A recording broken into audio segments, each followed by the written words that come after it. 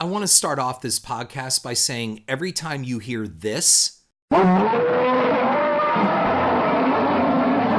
it means fuck you. Hey everyone, this is Harrison Smith back with another episode of Cinema, the podcast. This is not a movie review show. This is about how cynicism affects filmmaking and our entertainment. How we end up becoming so cynical, we don't understand the difference between so bad it's good and just plain bad. Jaws the Revenge is the shining example of cinema. And in this episode, we're going to look at why. I'm going to support what I say. Well, wait a minute, you said this isn't a film review. Jaws the Revenge is not a movie. It's a cynical piece of product. There was nothing intended to entertain about Jaws the Revenge. So how does something like this get made? I mean, that's the biggest thing. You have filmmakers out there that are working their butts off and they're putting their own money into their projects, and some of these projects never see the light of day. You had to have gone to the movies and sat through a movie and just asked afterwards, how the hell did that get made? And not because it's out of sour grapes or you're a hater or any of those things. It's just genuinely bad. And in this case, Jaws the Revenge sucks. There is nothing entertaining about this film except one small piece, which I will get to later. There is one good thing about Jaws the Revenge. I remember way back in 1986, somewhere there, an ad actually went out into the trades. I believe it might have been Variety. Quietly, a Jaws 4 was going into production. Now you have to go back a little bit. Jaws 2 was a big success. It did not make the same amount of money as Jaws, but it went on for a while to be the highest grossing sequel ever made. And although money doesn't mean quality, Jaws 2 was not a cynical film. We'll have a separate podcast on that. But then you got Jaws 3D. And I said in my previous podcast that I don't count Jaws 3D as cinema. Jaws 3D is a bad movie. It's like The Creature Walks Among Us with a shark. It's just that bad. And it was made by people that really wanted to make a good movie, but it just wasn't in the cards. And I'll have a separate podcast about Jaws 3D to support my statement there. But a trade ad went out announcing that there would be a Jaws 4. Now, this came right from Universal and the head of Universal, Sid Sheinberg. Now, Sheinberg chaired over Universal Studios during its really big heyday. I mean, from Terms of Endearment in the late 70s all the way through to E.T. These are incredibly huge films. So there might have been hope there that, wow, they're going to kind of erase what happened with Jaws 3, go back and actually make a good one.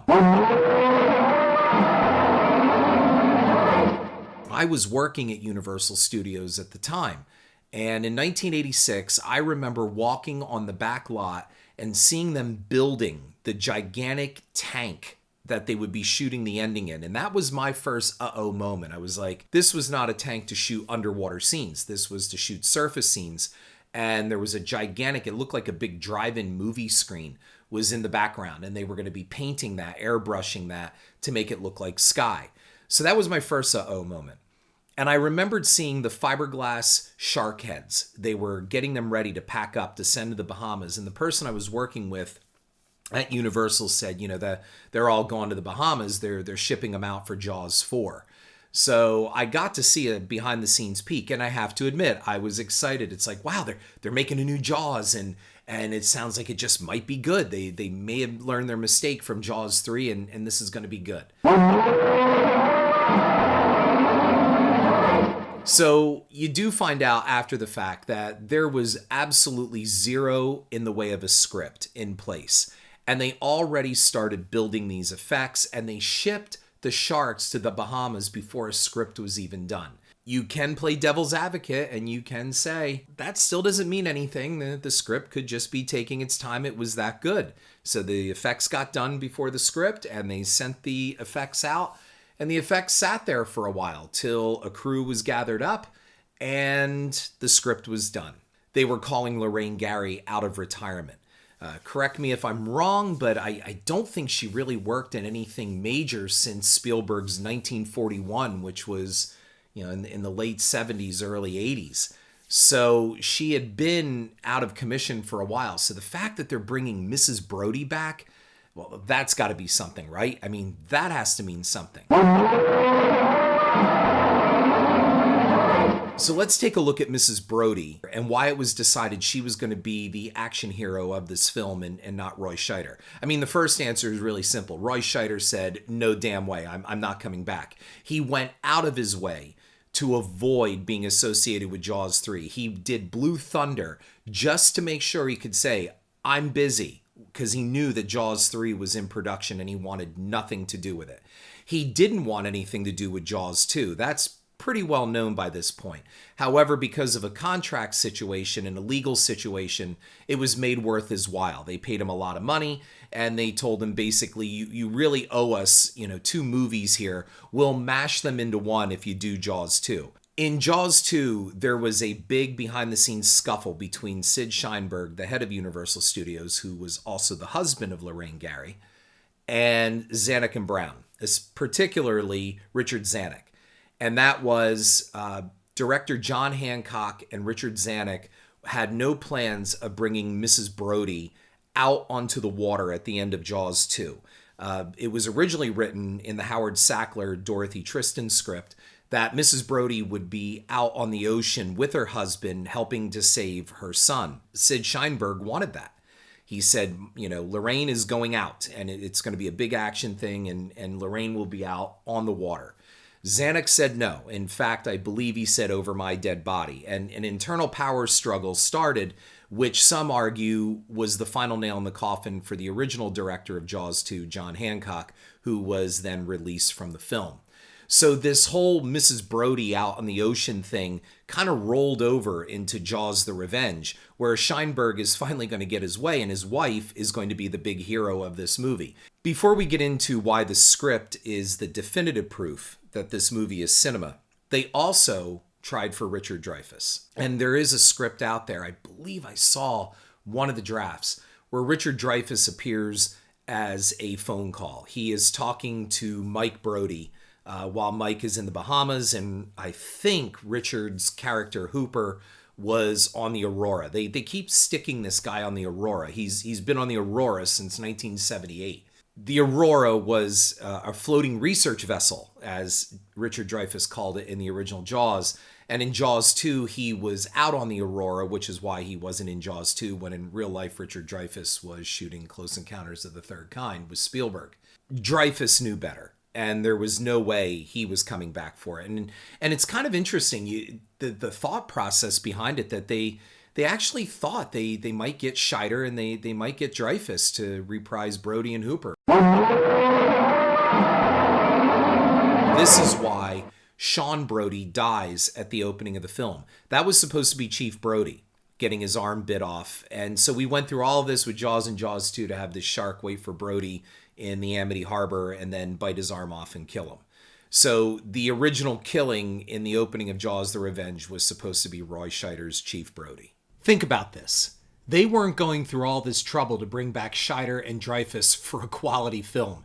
Instead, this was a cynical move to dupe the public into thinking this was back to first Jaws territory. These were quick, one-day, lazy cameos to pop these guys in, lure people to the box office, and make an even better payday. Fortunately, both men smelled a stinker and kept away. I can't imagine there was even a script to show them. Their reps were likely called, offered money for the project sight unseen, and hoped at least one of them took a cameo. It's not as bad as you say. It's not the worst movie ever made. So let me ask you a question. You are the head of Universal Studios. You're the person that gets to write the check. You put the thumbs up or give what they call the green light, anywhere from $25 million up to make a movie. Now that's a considerable chunk of change. Despite the fact that these studios, their movies make a lot of money, they also spend a lot of money, and a lot of money hemorrhages out of the studio system, which is why it is so important a film makes the amount of cash that it does in opening weekend. So you are the head of Universal Studios, and they come to you and they pitch you this idea for Jaws 4. Here's the windup, and here's the pitch. We get Lorraine Gary to return to the Jaws series as a widowed Mrs. Brody. She loses her son on Christmas Eve to another great white shark. The shark is psychic, and it is hunting down the Brody family for revenge. A grief-stricken Mrs. Brody flies to the Bahamas to be with her surviving older son, Michael. The shark follows her for vengeance, and we'll get into the travel speed of the shark from New England down to the Bahamas. She meets and falls in love with Michael Caine, who could be a drug runner. We have no idea, but he's got the hots for Mrs. Brody. The shark attacks Mike, who is now a diver and a marine biologist, who, along with a Jamaican buddy played by Mario Van Peebles with an absolutely annoying Bahamian accent, plays his sidekick marine biologist buddy. The shark attacks Mrs. Brody's granddaughter, who narrowly escapes. Mrs. Brody steals her son's boat to confront the shark. Mrs. Brody and the shark square off at sea, and the film climaxes with Mrs. Brody steering the boat on a collision course for the rampaging shark. She impales it with a bowsprit through the head, which, depending on which version you watch, either spears the shark through the head and it sinks to the bottom of the ocean, or it inexplicably explodes. That is the plot for Jaws 4, Jaws the Revenge. Would you write a check and make that movie? And here's my point. There was no pitch.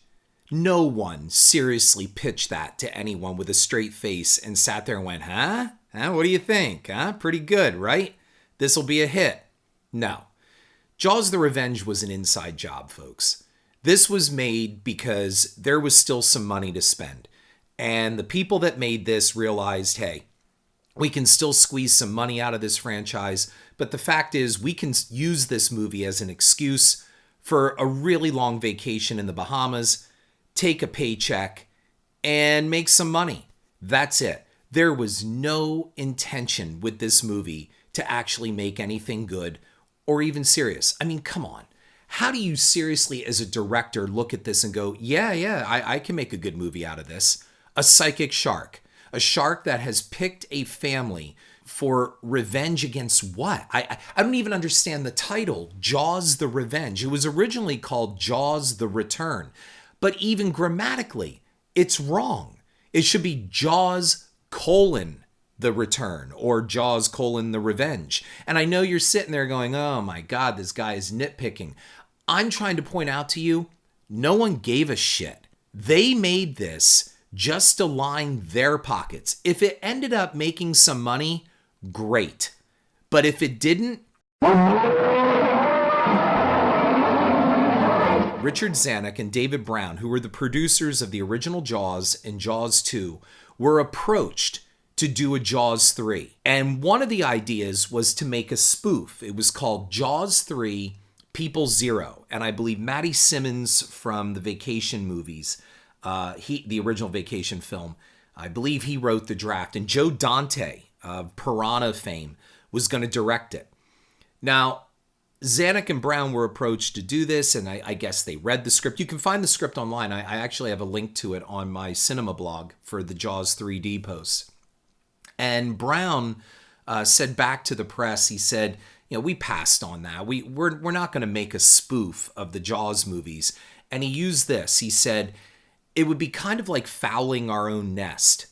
So in other words, we're not going to go and make these what we feel are two great films of quality and turn around and take a big steaming heap all over the legacy of these films. And smartly, they passed. Zanuck and Brown walked away. Where was a producer on this to go, we can't make some stupid movie about a psychic shark and revenge, and no one cared, again, if this movie made money, and even more so, no one cared if it was any good and it entertained anyone. That, folks, is the definition of cinema, because they had plenty of money to make a great film, and they simply chose not to. I know, you're sitting there still saying, it's not that bad. Folks, we need to demand better. You ever see those reality versus expectation memes on the internet, and they use all kinds of examples of kind of like what you expect and what you get? Well, it's kind of like a fast food commercial. You know, on those commercials, how the burgers just look fantastic. I mean, you look at it and the buns are fluffy. The lettuce is in place. The cheese is in place. The burgers look sumptuous. It looks like a work of art.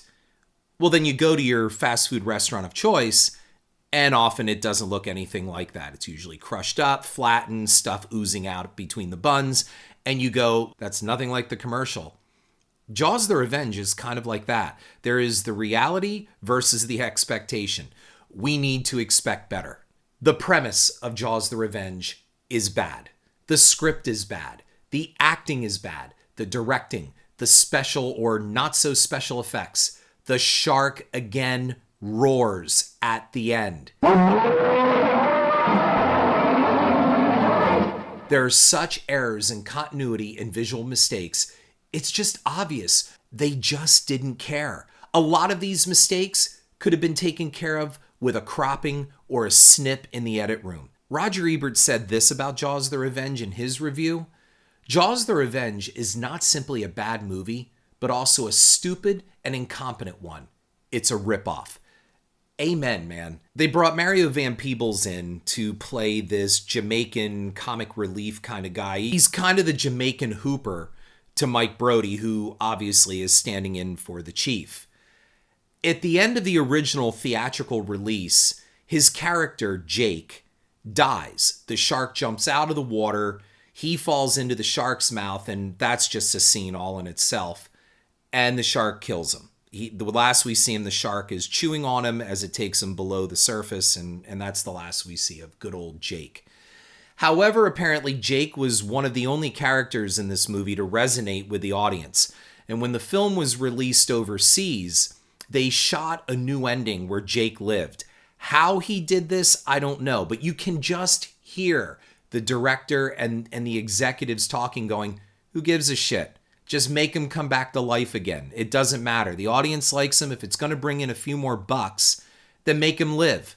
Depending on the version, I think on some DVDs you can get both versions. If not, they exist on YouTube. The one where the shark is speared through the head and it sinks to the bottom of the ocean is the one where Jake dies.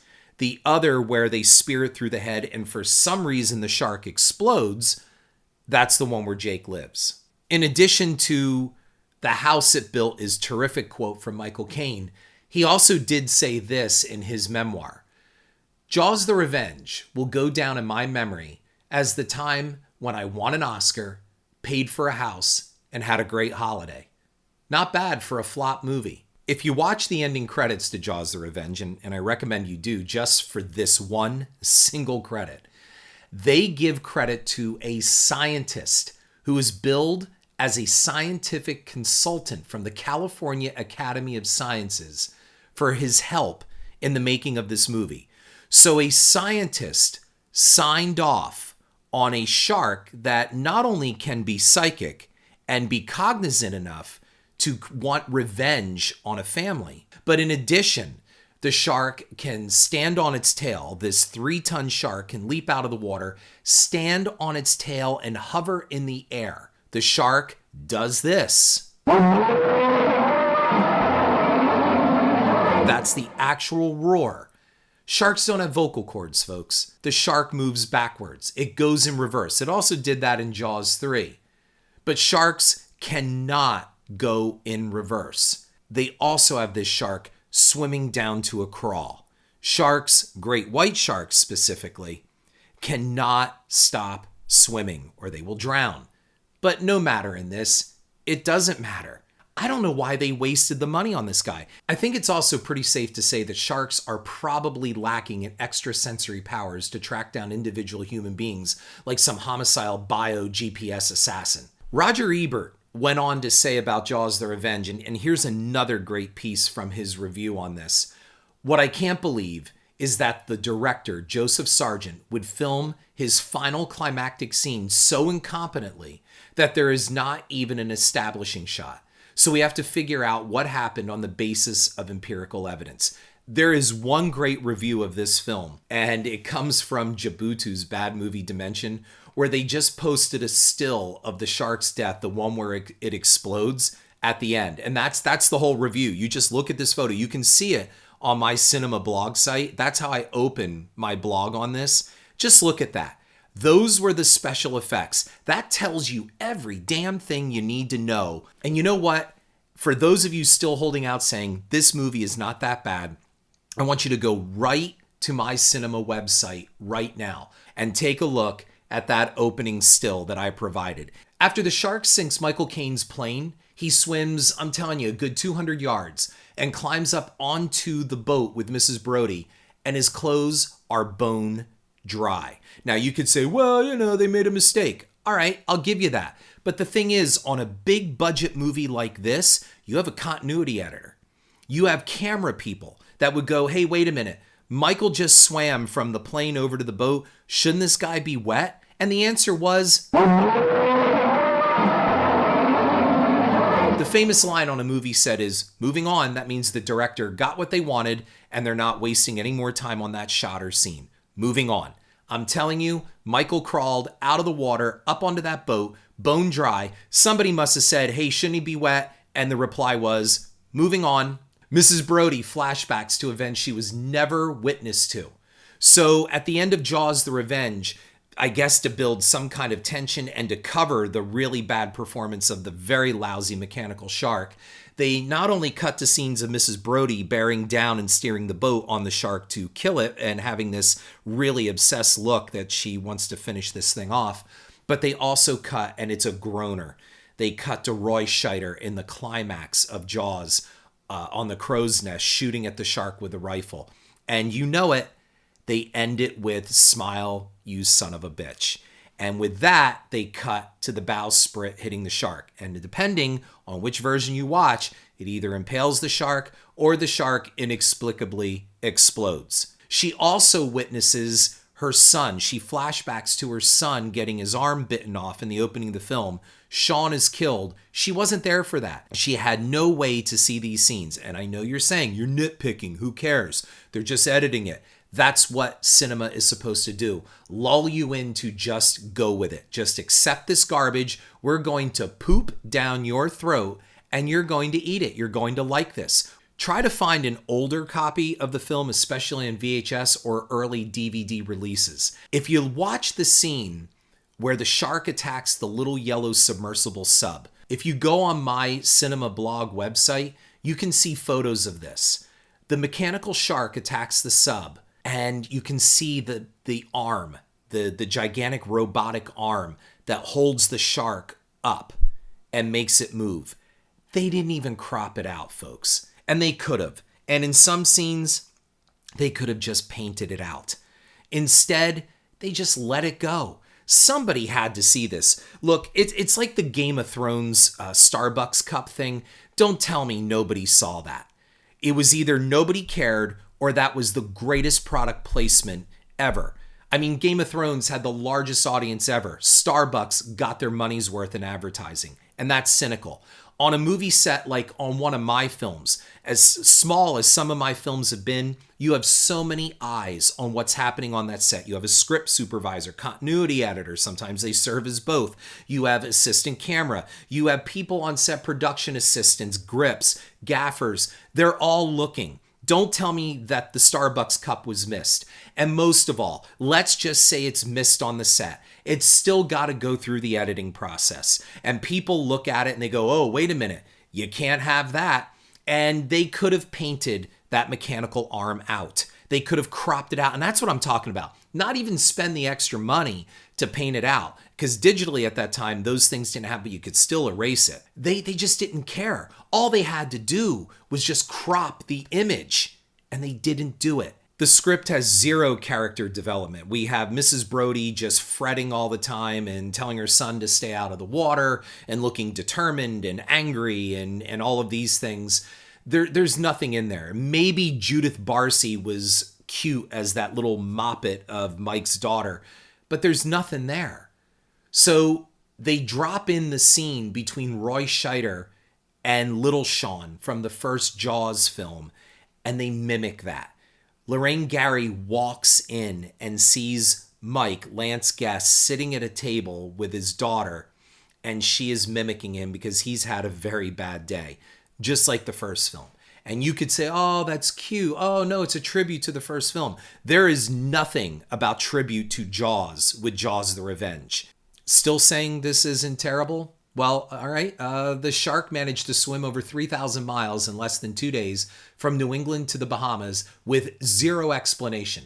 It also knew Mrs. Brody would be going to the Bahamas. But wait, I'm going to add something else. In the opening of the film, Sean Brody, as we have said, is killed. The shark jumped out of the water and got him. Before that, Sean comes into the police station where an inexplicably not aged Miss Polly, and played by a different actress, is telling him that there's a log pileup or a wood pileup in the harbor. You have to presume that the shark pushed that wood into the harbor knowing that Sean Brody would have to come out to move it. You would then have to believe that the shark is not only psychic, but incredibly intelligent. Still not convinced? Okay. One of the signs of a weak movie, it's a cheap trope. It was all a dream moment where somebody sits up and grabs their chest and goes, it was all a dream, right? It was relief. You see this all the time in horror films. I'm willing to bet most of you listening right now, very few of you have ever had a nightmare so bad that you've sat up and done that. You wake up, you jump in your sleep maybe, and your eyes pop open. But very few of us have sat straight up in bed with our hands to our chest, gasping like crazy. Well, if that has happened to you, good for you. But Jaws the Revenge not only offers one of these scenes, it gives you two. If we accept the idea that the shark is psychic and wants revenge against the Brody family, then the following script issues have to be examined. Is this a new shark? Is it the same shark from the first film? Or is it related? We're told that Chief Brody died of a heart attack from the fear of this shark. But again, is this the first shark? Did it miraculously come back to life after being blown to bits? Did it put itself back together? And just before you think, come on, that's ridiculous, Harrison. Just so you know, they were going to make the shark in Jaws 3 be the same shark from Jaws 2 that got like 200,000 volts thrown through it. It somehow miraculously survived and followed the Brody family to SeaWorld. That was actually an option on the table. And Joe Alves, I believe, is quoted in Fangoria magazine in '83 saying, well, we chose not to do that because we would have been laughed off the screen. Decades ago, Michael Medved dubbed Ed Wood the worst director ever. I offer in this podcast that Ed Wood deserves a heartfelt apology, not just by Michael Medved, but everybody who cites Plan 9 from Outer Space as the worst movie ever made. The fact is, they blew almost $30 million on Jaws the Revenge. They released this thing with a straight face and marketing campaign. Did anyone, again, sitting in the screening room after this was completed, think they had a winner? I'm telling you, they probably didn't even screen it. I can't even imagine the celebrities that were involved with this movie going, yeah, let's go to the screening. There was no big premiere that I knew of. And don't you think that there should have been? That there should have been like Jaws is back and a big premiere about this? This was a dirty secret and they knew it. Did they look at this film and think they had a winner? Did the people involved look at each other and nodded with satisfaction and say, this is good? I mean, somebody had to look at it all the way through. So that leads me to really the only one good thing about Jaws the Revenge. And are you ready? It's the musical score. It's the soundtrack. The late Michael Small composed the soundtrack. And the opening theme is kind of a really interesting, almost like militaristic type of rendition of the original Jaws theme. And overall, it's got a really good score. And a friend of his, A.K. Benjamin, said this about Michael Small and his score. He said, it's sad that the great Michael Small was delegated utter crap like Jaws the Revenge in the late 80s. And even worse, that he never found his way back to the material that he deserved. And that's a shame. Michael Small is no longer with us, but Jaws the Revenge is. Jaws the Revenge is also a dishonest movie. Again, the studio knew they had a brand name of Jaws to get people into the theaters. They knew that by calling it Jaws, you're coming. The law of percentages, I said this in the first podcast, said that a certain percentage of Jaws fans are going to return no matter what. It's kind of like Star Wars. No matter how much they hate Last Jedi, people are going to show up for the Rise of Skywalker. They know that. They know that that brand name is going to bring people in. They know that there is a base audience out there, and often they can cover their nut just on that base of fans. People were duped into thinking that this had some kind of a return to quality of the first Jaws by using Lorraine Gary as Mrs. Brody. And they never even bothered to release Michael Small's soundtrack. I think the only way you can find it now is on YouTube. You can find it online. I love this quote by Mike Bracken from culturedose.com. He said this about Jaws the Revenge. He said, "I'm not sure who greenlighted this thing, but I'll bet they're not working in the film industry anymore. Simply put, the script is awful. My 7-year-old daughter makes up better stories than this when she's trying to avoid getting in trouble." They did a hit and run release on this thing in late July, early August, and no previews for the critics. And the hit and run, you're going to understand what that is too. This is another cynical ploy. The hit and run is when you know you have a bad film and you put it out when there's nothing else out there. So usually what they call the end of summer, the dog days of summer, they released Jaws the Revenge and also Jaws 3D. They threw those out at the end of summer. They know they have about 2 weeks to make their money. And by the time bad word of mouth gets around, the movie has made its profit, it's broken even, and they pull it from release. Lorraine Gary, Michael Caine, and everyone involved knew they were making a turkey. Down to the media press kit, they insisted this was going to be good. It was shot, slapped together, and tossed out to the public as damaged goods. And for anybody saying that Jaws the Revenge is good, I say this. Head on over to iTunes and give me a like and review. And if you want to read my cinema blog, you'll find it at horrorfuel.com/author/Harrison. If you like this podcast, and if you're an aspiring filmmaker making your way through the independent film minefield, I offer one-on-one coaching sessions by phone or Skype. Email me at this site or class of85llc@gmail.com for information and pricing. I offer input on your completed or in development film or screenplay, and offer insight into all aspects of pre-production, production, and post, and eventual distribution. Hope to hear